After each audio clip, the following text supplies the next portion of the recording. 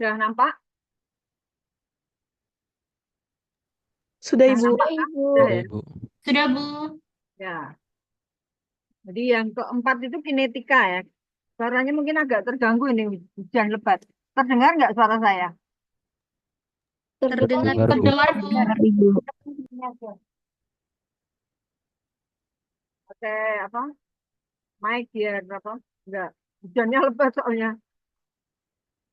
Nah,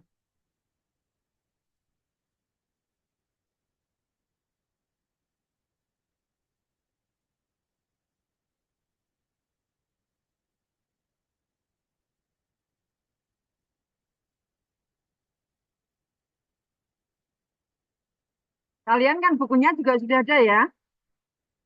Sambil dibuka bukunya. Bukunya dibuka ya.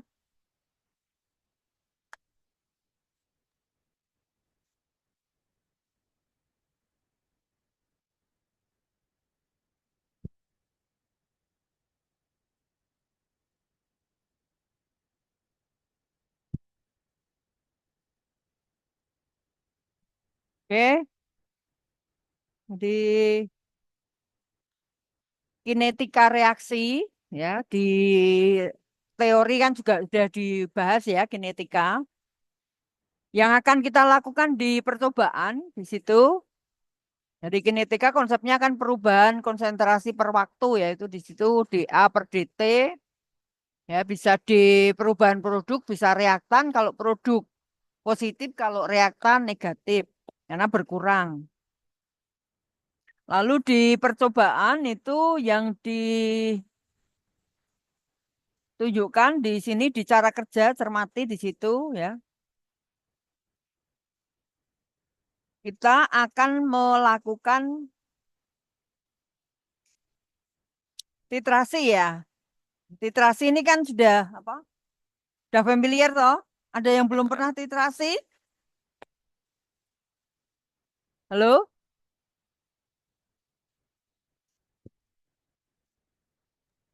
Sudah, Ibu. Sudah, Ibu. Sudah ya, bisa ya. Jadi nanti aman melakukannya.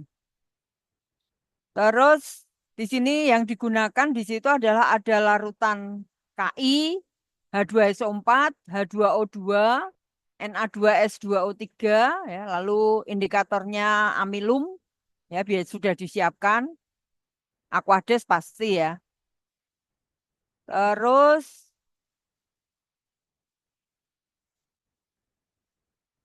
alatnya hanya karena titrasi ya berarti hanya Erlenmeyer, lalu apa buret, ya, statif, ya. Ini harusnya ada statifnya ini di alatnya itu.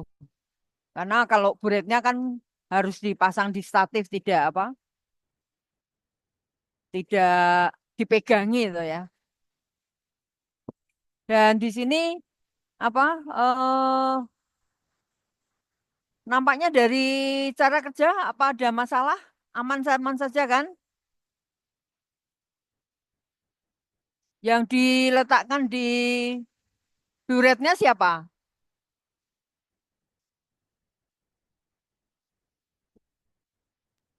Natrium tiosulfat. Iya, betul. Na2S2O3-nya.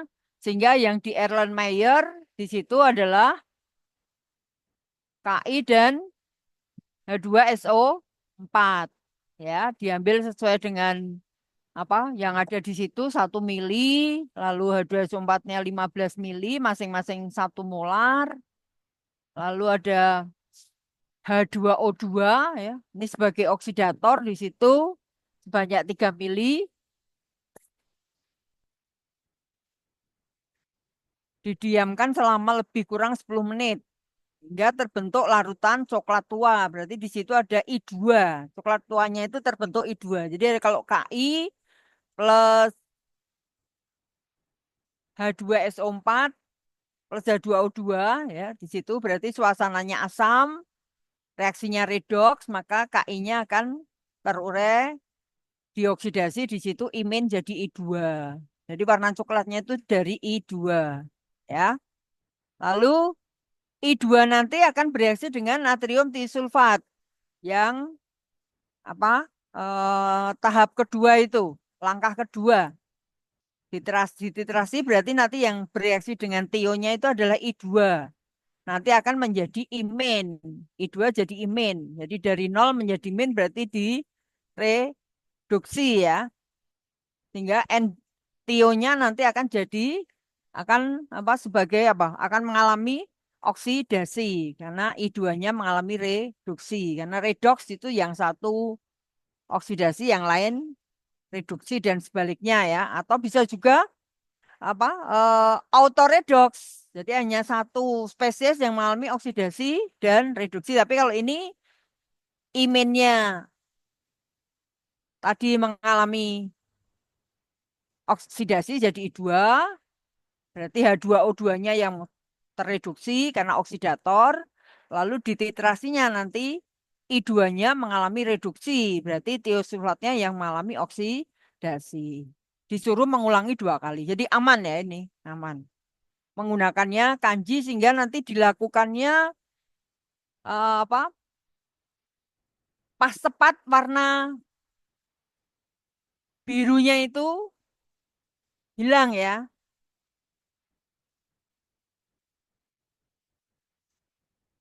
Jadi di situ kanjinya kan di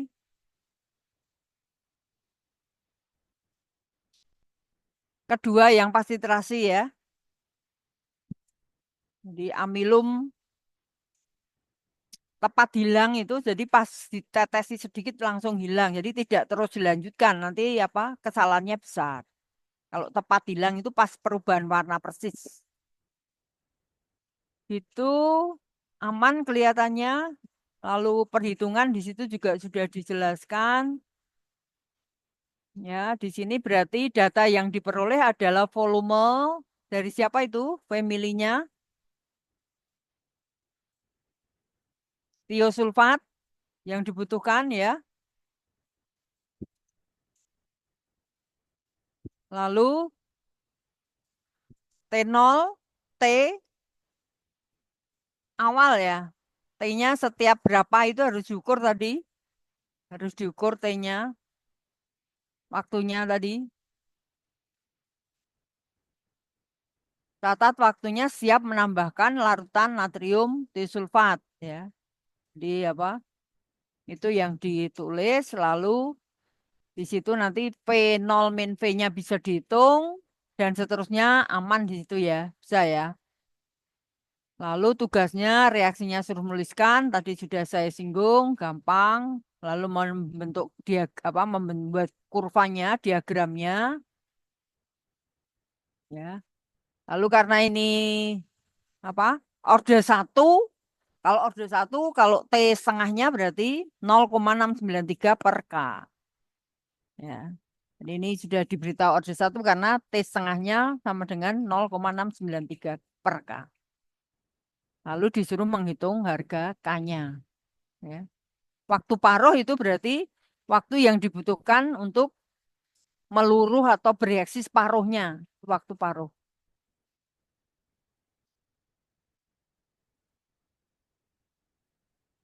Oke ya.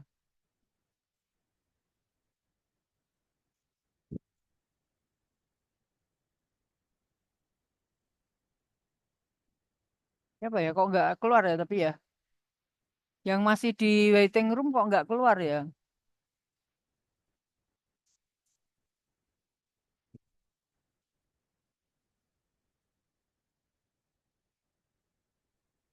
Oke.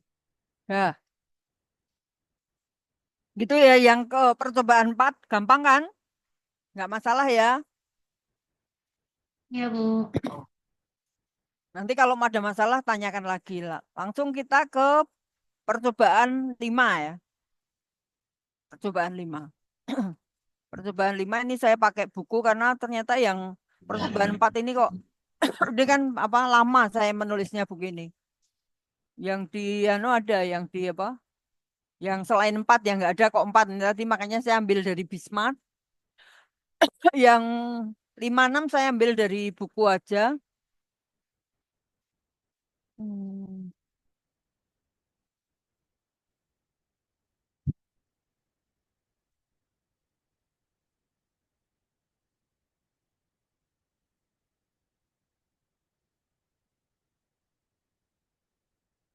matahari ini.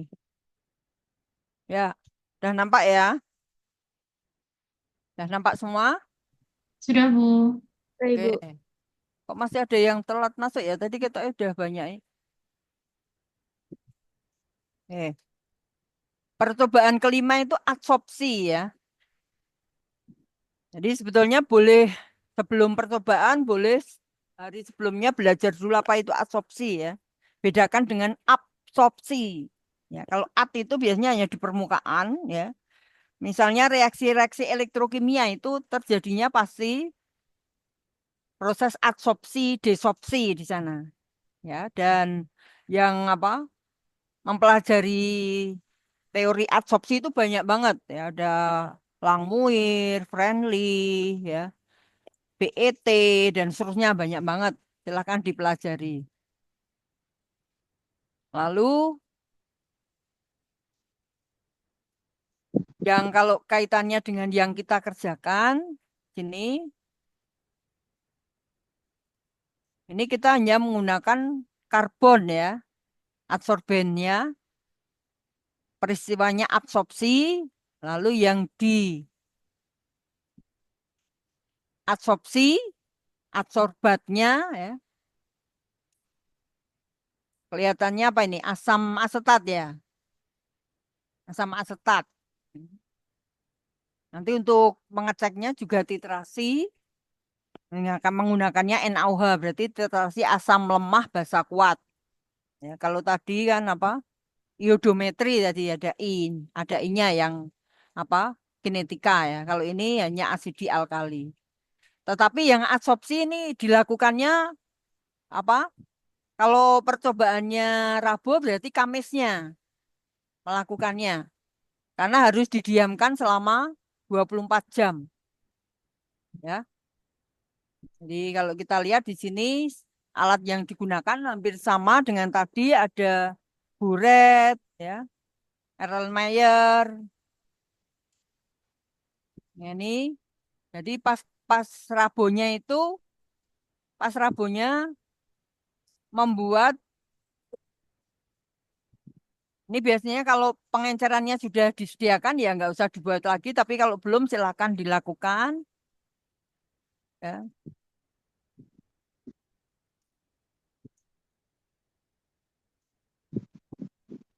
Nah, ini menggunakan arang aktif ya, sebanyak 25 mili asam asetat, ditambahkan 1 gram serbuk arang aktif, lalu didiamkan selama 24 jam. Keesokan harinya baru melakukan titrasinya untuk mengetahui sejauh mana proses adsorpsinya. Gitu ya, jelas? Lembar kerjanya juga sudah jelas di situ. Volume asam asetatnya berapa, volume air yang ditambahkan berapa, pengencerannya, lalu volume penitrannya ya. Berarti NaOH-nya di buretnya. Tapi hati-hati karena kalau menggunakan apa bahasa kuat seperti NaOH ini kadang buretnya itu macet ya. Jadi harus hati-hati itu. Agak repot juga itu. Ya. Kalau dibalik ya berarti kan karena di situ kan asidimetri sama alkalimetri, maka namanya asidi alkalimetri. Tapi kalau yang apa asidi berarti asidnya yang sebagai apa larutan standar. Tapi kalau alkali berarti yang alkalinya sebagai larutan standar. Oke, ini juga hampir senada dengan yang 4 ya. Lalu ada pertanyaan yang harus dijawab ya, itu sederhana. Jadi senada tapi dilakukan hari Kamisnya ya, hari Kamisnya. Pas pas labnya juga slow, jadi harus nanti nanya sama Pak Kadiatna ya, yang memungkinkan melakukannya. Atau kalau misalnya di pojokan pas sambil lalu memungkinkan ya nggak apa-apa. Itu lalu yang keenam ya, sifat optis aktif. Ini sifat senyawa yang bisa memutar bidang cahaya terpolarisasi ini biasanya punya bidang kiral, bidang asimetris ya. Kalau senyawa organik biasanya ditunjukkan oleh C asimetris. C yang mengikat gugus yang berbeda. Jadi empat tangan C itu mengikat gugus yang berbeda, maka namanya C kiral atau C asimetris.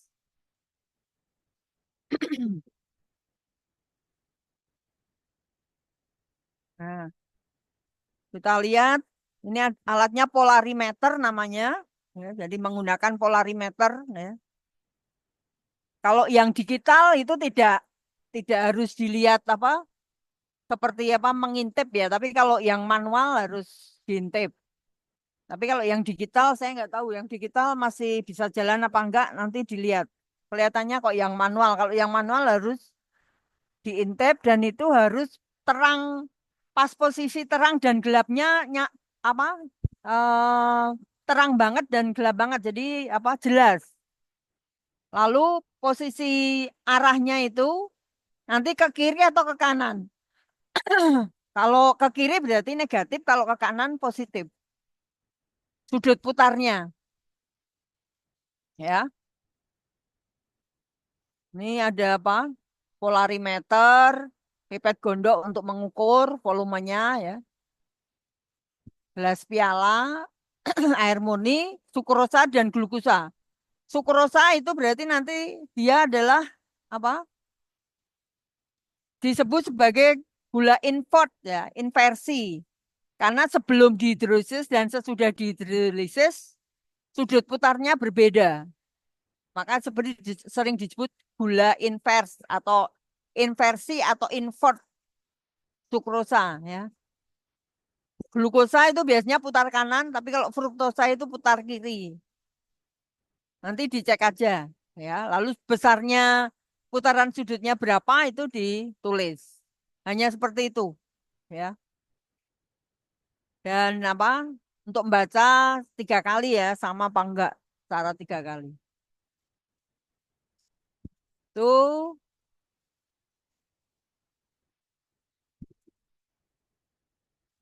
ini jadi sudut putarnya di sini ya. Kalau sukrosa nanti apa? Glukosa apa? Sebetulnya akan lebih bagus kalau ada fruktosanya. Mungkin fruktosa lebih mahal atau tidak tersedia di apa? Lab atau bisa juga mungkin karena terlalu apa? Banyak waktunya juga tidak memungkinkan. Tapi kalau akan lebih bagus, sebetulnya kalau kalau ada fruktosa dibagi kalau 2 kelompok, yang satu fruktosa, yang satu glukosa. Sukrosanya tetap nggak apa-apa, sehingga akan tahu nanti sifat inversi dari sukrosanya. Itu saya kira. Nah, ini dengan variasi konsentrasi sehingga agak lama juga ya, tapi ya nggak lama banget. Ya, nanti dilihat aja variasi konsentrasinya yang tersedia aja. Tapi minggu depan kita pretest dulu, setelah itu baru melakukan percobaan seperti yang percobaan 1, 2, 3. Saya kira itu. Ada pertanyaan, silahkan. Ada yang mau ditanyakan?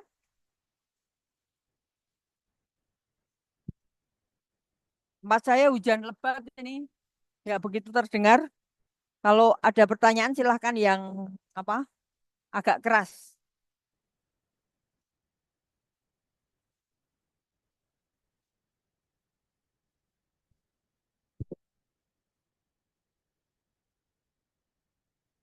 Jelas semua? Nggak ada Jelas, pertanyaan? Bu. Jelas, Oke, jelas, Bu. berarti nanti dibuat Jelas, apa Bu. ya? Ya, dibuat apa? Seperti skematis gitu supaya nanti melakukannya lebih enak. Tidak apa? Tidak kelamaan baca. Jadi apa yang harus dilakukan ya di cara kerjanya itu, jadi dari step by stepnya dibuat ringkasnya aja seperti diagram gitu supaya apa percobaannya lebih cepat. Gitu. Karena hujan lebat banget jadi nggak begitu, saya sudah apa menjerit ini suaranya. Gitu ya. Aman semuanya? Baik, Bu. Ya. Berarti untuk Oke. yang absorpsi itu dikerjakannya 1 hari sebelum praktikum ya, Bu? Enggak. Rabu Oh, itu tapi Kemisnya ya, Kemisnya baru. Bukan oh iya, sebelum iya. tapi sesudahnya. Oh ya, Ya. baik Bu, Oke, terima gitu kasih. ya. Ya Dadah. Bu. Sukses untuk Baik semuanya Bu. ya. Ya. Ya Bu, terima kasih. Terima kasih, Terima Bu. kasih, Bu. Terima kasih, Bu. Ya. Bu. Saya tutup ya.